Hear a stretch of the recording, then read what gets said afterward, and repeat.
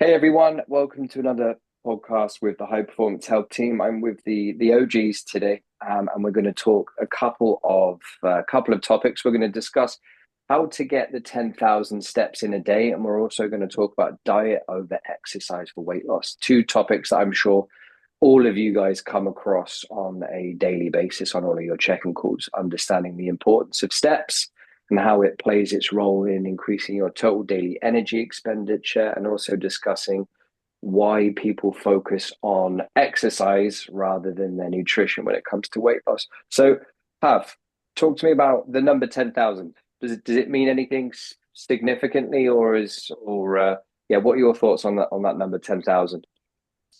I think it's a good benchmark for most of the people to aim for. Why 10,000? I think I've read somewhere it was something about uh, about 50 years ago in Japan, something to do with that number. But on the other hand, I've read research or something somewhere that around 7,000, 8,000 steps already significantly improves cardiovascular health and obviously mortality risk. So whether it's 8 or 10, it's really important to get those daily movement steps in, because obviously cardiovascular health got better, stress levels are lower, blood sugar lowers down. So really, coming with that, obviously digestion, uh, brain function, etc. So I think for overall health, it just should be non-negotiable, if that Absolutely. makes sense. Yeah, no, I couldn't agree with you more.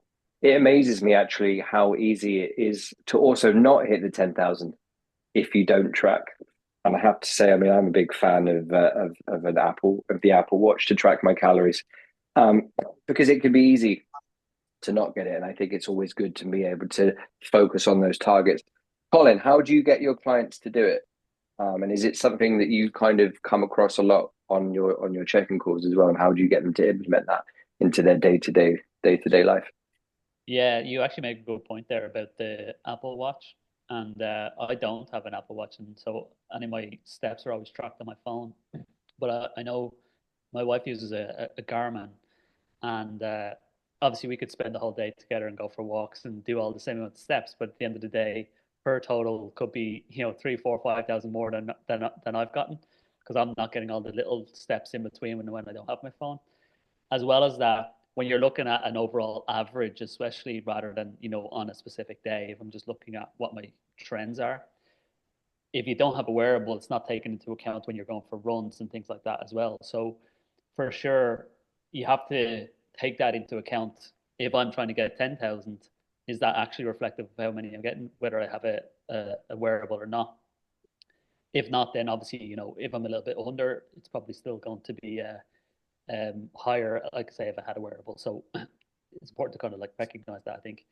Then in terms of thinking about how to get to 10,000, so I think this is something I think we've kind of talked a lot more about recently, and especially maybe it's more of like a coming to winter, so everyone's realized it's harder to get steps, outside.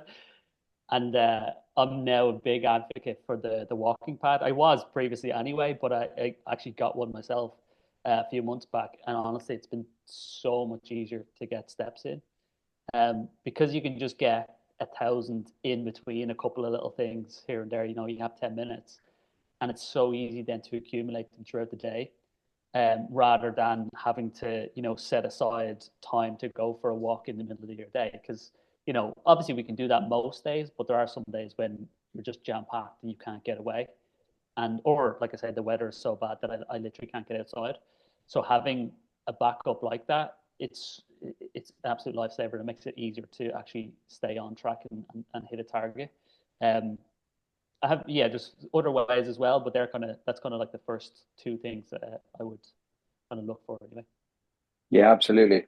And I think a lot of the people that we're working with as well, based out in North America, probably have some tough winters, and the daylight significantly reduces during the winter months, and also the amount of snow that people deal with as well. I think the walking pad is honestly, it had never even crossed my mind until I came into this program to think about getting a walking pad, especially with so many people these days also working from home as well. And you're absolutely right. Quick 15 minutes in between calls. And it's amazing if you can take the idea of that 15 minutes doesn't sound like much, that 1,000 steps doesn't sound like much. But if you can do an extra 1,000 every day, and the way I always look at things is if you can do an extra 1,000 every day, that's an extra 7,000 a week. Well, that could be tens and tens of thousands over the course of the year, which adds up to a significant amount. David, how about yourself? Do you track your steps yourself, and kind of how Yeah, do you get your it's guys to focus on it's an that? interesting, it's an interesting topic at the moment because I've got a Garmin, and on January they do a 300,000 step challenge for January. And what you said was right at the beginning. It's interesting to see how you can actually have days where you get very little in, particularly with our job as well, because we're quite remote. And the walking pad is a great idea because obviously that gets steps up.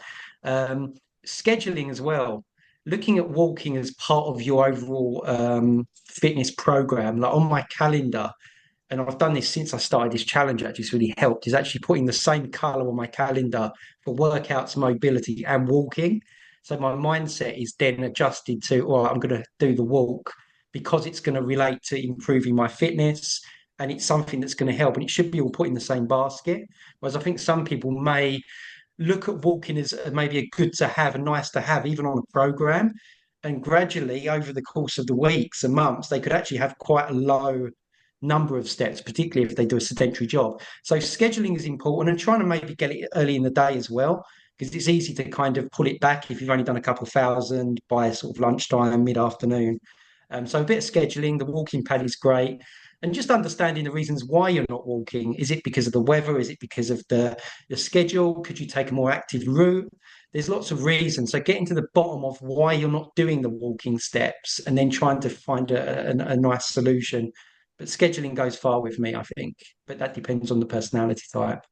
Absolutely. I think as well, if you're somebody that does wear a watch that tracks the steps, pay attention to the data. I mean, I don't know about you guys. I've got an Apple Watch. I use an iPhone, so I've got the Apple Health, and it told me last year, month on month on month, I averaged 7,400 steps because I wasn't really paying attention to it. I was super busy, and I was like, right, this year, instead of maybe I won't hit that 10,000, I am, but the target, I think, no matter how many you're doing, if you're somebody that's only getting 6,000, try and increase that by 10%. Try and increase that by 10% over a month. And then next month, try and increase that by 10%. Try and increase that by 10%. And that can make a significant difference. So don't just wear the watch for no reason. Pay attention to the data and actually, listen to what it's showing you. And I just wanted to just bring this up as well. And I think this is one of the tools that I find significantly helpful when it comes to explaining to people. You guys, I'm sure you've seen this, when it comes to our non-resting energy expenditure, these four little letters here, NEAT, that equates to 15% of the calories that you burn off on a daily basis. That is a lot more than exercise, which is exercise activity thermogenesis. And when you look at that and think, if you're getting up at 6 a.m. in the morning and you're not going to bed until 10 o'clock at night, everything that you do in between that period of time, apart from conscious exercise, is neat non-exercise activity thermogenesis. Fidgeting, moving around, walking up and down stairs. You will burn off more calories doing this, say, than you will do by exercise. So we should never utilize exercise as a weight loss tool. We should utilize neat, NEAT. Yeah, there was an interesting piece of research on that once, actually, where they studied about 20, 30 people. And they put them in a bomb calorimetry area, and they measured everything was done the same. Their food intake, their exercise schedule was inside this facility, and they done the same thing. But people were getting different expenditures. And it was only because they noticed some people were fidgeting more when they wasn't exercising. That was why the expenditures were so different. And if you look at a lot of people that are quite slim, you'll notice they do fidget a lot. It sounds crazy, but it's one of them things that actually, the research is kind of really strong behind it, that fidgeting Yeah. and moving around, them type of people tend to have a lot higher expenditures. Absolutely. And one of the easiest ways I think people can implement increasing that is do your calls standing up. You burn more calories standing up than you do sitting down. It's an instant, that's a way to burn more calories. A real quick, if you're on the phone, if you're on a call, if you're on a video call like we are right now, do it standing up. That can add up to a lot more calories burnt throughout the year when you look at it at that approach rather than sitting down. Um, Let me jump in terms of the extra 10,000 steps before we move on, guys. Anything else you guys wanted to add onto that topic? Just in terms of planning, so one thing I always suggest to people is have almost like a couple of go-to routes. So wherever your normal base is, obviously I'm sat at my desk now. I know if I need something, let's say I need to go get some milk, I walk to the store and back. It's usually a 20-minute round trip. I have a park quite close to me that if I go there and do a loop of that, I know that's 25 minutes. Or I have a short one that I can just do a loop of the block. It's about 10, 12 minutes. And so I know how many steps all of those are. I know how long each of them take. And so I know based on how much time I have, if I have time to go and do it and how many steps I'm going to get from that. So I think if you have a rough idea of a couple of different routes and a couple of different options, because again, you don't want to get into as David said there earlier, if you're pushing all the steps back to later in the day and then you think, oh, okay, need to go and walk for an hour. And it's like, you don't have that in there. You don't have that gap in there. So you need to have, routes that I know I can go to. That is just gonna, yeah, as I say, accumulating throughout the day. So that way I get to the end of the day, and if I have my walking pad, then I can do 10 minutes while I'm watching TV in the evening or something like that, just to make up the numbers. Absolutely. I've literally known one person as a client of mine who will walk around her coffee table in her living room if she's about 1,000 short. I've just got this visual in my mind of her just walking around circles and circles. I mean, I honestly don't think you can go wrong with the walking pad. I think it was such a fantastic piece of kit, and I strongly urge everybody to invest because you can pick them up for like $150 on Amazon. They're super quick and they're super effective, and I'm sure you guys are the same. You've had a lot of people on this program that have made some real progress just by increasing the amount that they walk around. They're not doing anything different than anybody else. However, if they can increase their step count on a daily basis, they're just increasing that total daily energy expenditure. Let's talk about diet. Diet over exercise for weight loss. David, simple question straight away. What is the most important way to lose weight? Exercise or nutrition? Oh, it's not even a competition, is it? We know this one. I think that what you put in your mouth is the most important. I think you should even kind of have a mindset of seeing them as completely different. I mean, look at your basic expenditures and try and devise the intake underneath that, and then the exercise as a separate entity. There are exceptions. I think some people are doing huge amounts of training and they need to obviously work towards increasing their energy, in what they take in. But generally, training is for fitness, cardiovascular health, strength, bone mineral density, and the diet should be looked at as the way to kind of create that deficit. Good dietary habits is going to get you your fat loss results primarily. There's the other stuff is kind of a long way back in second place, I'd say. Yeah, 100%. Pav, how do you deal with that on a daily basis with your clients? How do you try and make them understand? Because we could sit here and talk about this forever, but it still goes in one ear and out the other. I think with so many people, how do you make sure that, that we keep reiterating the importance of diet over exercise to your clients? Simple physics or math or whatever we call it, yeah. Calories in, calories out. If you want to lose weight, you need to be in caloric deficit. Period. Yeah, there's nobody going to break a physics. The other way it works as well. If you want to gain weight, you need to be in caloric surplus. And reverse, if you're not losing weight, you're not in caloric deficit. Yeah, and now we can dive deep and explore what is where. Is it the incorrect tracking, maybe some big gaps between reality and track macros, or Is it perhaps any food left out, or are there any hidden calories? Let's explore and dive deep, yeah. But it is as difficult as simple, yeah. If you're not losing, you're not in calorie deficit. So this is really I don't know whether should I go any deeper or Go for it. Yeah, please. yeah. So listen, if you for example, if you compare food and calorie expenditure, if we're now talking about diet, there are some myths that people think, I'll just work out whatever I've eaten. I now will kind of burn out in a gym or on a track. It's it's important to understand that how much is 500 calories. Yeah, if you like Krispy Kreme donuts, you know how much one donut is worth and how long it takes you to eat. I can easily manage 2 donuts in 2 minutes. Yeah, are we talking 500-600 calories eaten in 2 minutes? If you want to burn 500-600 calories, if you're really good, maybe an hour, maybe even 90 minutes to burn that off by running or exercising or doing anything along these lines. So if you now put two and two together, there's no way you're going to outwork what you've eaten or what you've put into your mouth. Yeah, that's why, as David mentioned, it's no even competition. What you eat, you're never going to outwork. Yeah, so. That's how I would summarize. So really, the diet is absolutely crucial to whether losing or gaining weight. What about, Colin, for you? What about the calorie split between the macros? How important is that then from a weight loss? Like, for example, could I sit here? Are you telling me that I could sit here and eat 1,800 calories of Papa John's on a daily basis and still lose weight?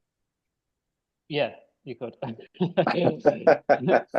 You could lose weight. You wouldn't feel great. You probably wouldn't look great. Yeah, you wouldn't perform great, and you definitely wouldn't stick to it either. So obviously not advisable to do that. But physically, you could do that.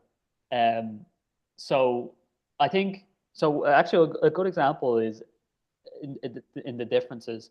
Well, first off, I think the reason why people struggle with it is simply because it's easier and more straightforward to think I just need to work harder and exercise more, and I don't have to change anything else. I can still eat what I want. I can still drink what I want. I can still not do steps because it's extra time that's going to take me, and I'll just train harder in the gym.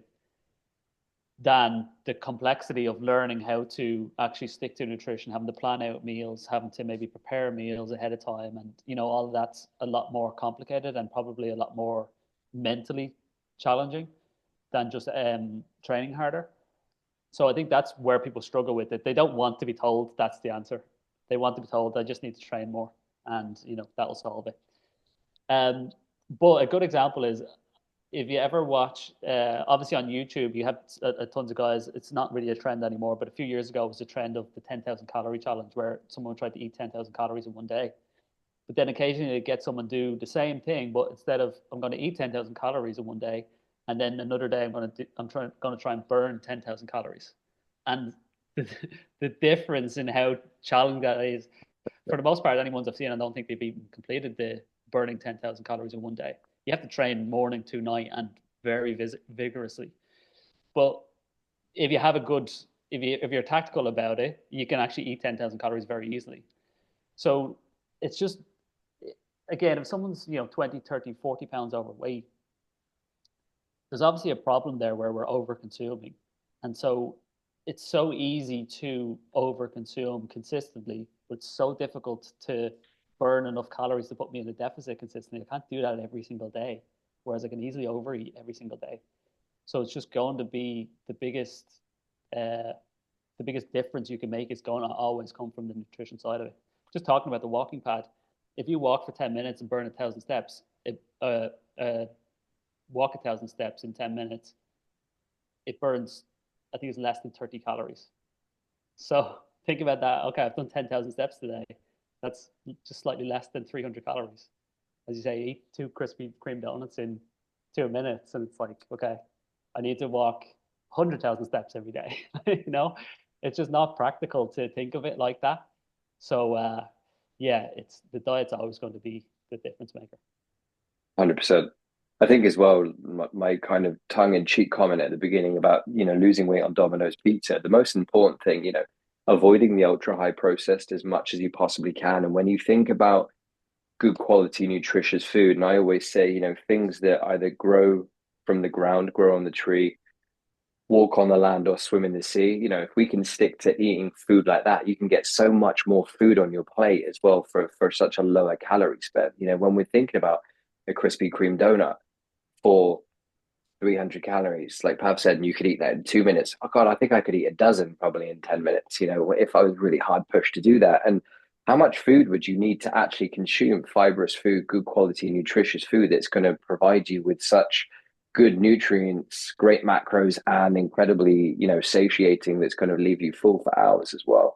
I think for me, the way I kind of look at this as well from a, diet but over exercise for weight loss, I think there are five pillars. I think, you've got exercise, you've got nutrition, you've got hydration, you've got sleep, and you've got activity. If you can nail all those like 80 sort of to 90% of the time, have a little bit of what you fancy 10% of the time, you're in a really, really good place. The second I think you take away one or two of these pillars, everything comes crashing down. And, I think we can all agree, and we all have agreed on this conversation, that everybody tries to do exercise. I'll just keep going. I'll just keep going. There was a guy that I used to work with, and he would believe nothing I said. And I actually brought David on one of our conversations with him. I can't remember his name. Do you remember his name, David? English guy. You came on a call I with don't think he me. believed anything I said either. No, he didn't. And he would train like 10, 12 times a week. Yeah, he And was what was extreme. happening, Yeah. his body Mm. fat was going up, his lean muscle tissue was going down, and he was trying to, but because of that, because he was training so much, he was consuming like 3,500, 4,000 calories every day, and he just Yeah. wouldn't take He the was at fact that we were burnout. saying Yeah, he absolute was at complete burnout. burnout. Yeah. And Yeah. to go back to your point, Colin, as well, I actually watched a James Smith video this week where he was doing 8 to 5,000 calories in the afternoon and was trying to burn off 5,000 calories the next day. And he didn't do it. He didn't get anywhere near it. Because the old saying goes, you can't out train a bad diet, can you? Um, Mm. Sorry to anything jump in. else? I'm pretty sure I've seen in the past, a year ago, Andrew was doing this challenge. Go, find on YouTube. Is He that was eating right? one day crazy. I don't know if he eaten 8,000. If he Yeah, would be here, he we did would. mention And it. then next He day he did tried to mention burn. it. I'm sure it's somewhere on the YouTube. Andrew Marshall. Yeah. I couldn't. There's no way I could eat that many calories in a day. Not at all. I'm a long distance runner, and I can go for 13 miles, and in 13 miles I can still only burn off around 1,800 calories, and that really wipes me out for the rest of the day. So trying to out train the bad food you're doing is just not going to happen. Um, really enjoyed that. Anybody have kind of anything sort of final to offer? David, Colin, Pav, anything Just for anything the that you'd like to people say? who do the Garmin trackers and things, sometimes they can overestimate how much you expend in the gym. Just be aware of that. Goes back to the same kind of thing about, out training a bad diet. Some people can kind of get misled on a fitness machine where they say you've expended 600 calories when probably in reality you've expended 200 or 300. That happens quite a lot. So just be aware of that, stick with the rules of what you put in your mouth is what you can manipulate the most. The energy side is a bit of a funny one, really, in terms of tracking. Quite difficult to track. Yeah, Yeah, absolutely. I totally agree, and I would like to add also that sometimes people think that okay, I'm just gonna fix my diet alone, and that would be it. Yeah, it's important to understand we do not go to the gym, we do not strength train to lose a weight, to lose a fat. We getting there to get strong, get healthy, and build muscles. Because if you just focusing on diet alone, the reality is that you're gonna lose weight, but you're gonna lose lots of muscle mass, which in long term will make more difficult to lose fat. Yeah, so don't do that mistake that you just focusing on one thing and not. It should be a really balanced approach where you combine your diet, your strength training, and your cardio. Because again, if you just focus on cardio, you again are going into a situation where you might, lose more muscles than you would like to, and your metabolism eventually will slow down. Yeah, so really, best strategy is diet, strength training, and cardio or lifestyle movement, where we talk about those steps. And also, just take the approach that this is forever, right? It doesn't need to be, you don't need to be trying to eat into a calorie deficit of a 500, 1,000 calories a day. You know, a couple of hundred calories a day. And I did the maths on this earlier, can be the difference over a 12-month period of 73,000 calories, which is around 20 pounds. So just don't try and complete it in 3 months. There is no completion. Have the mindset of this is the way I'm going to live now for the rest of my life. If you want to lose a little bit of weight, eat into a calorie deficit, a couple of hundred calories. If you want to gain a little bit of weight, eat into a calorie surplus by a couple of hundred calories. As long as you're consistent with it, is the most important thing. And be consistent with it for a long time, and that will ultimately garner the best results. Awesome. All right, guys. Thank you so much for joining. Hope everybody enjoyed that and got some benefit from it. And we will see you all next week. Take care, guys. Very good one. Later. Cheers. Bye. Bye-bye. Bye.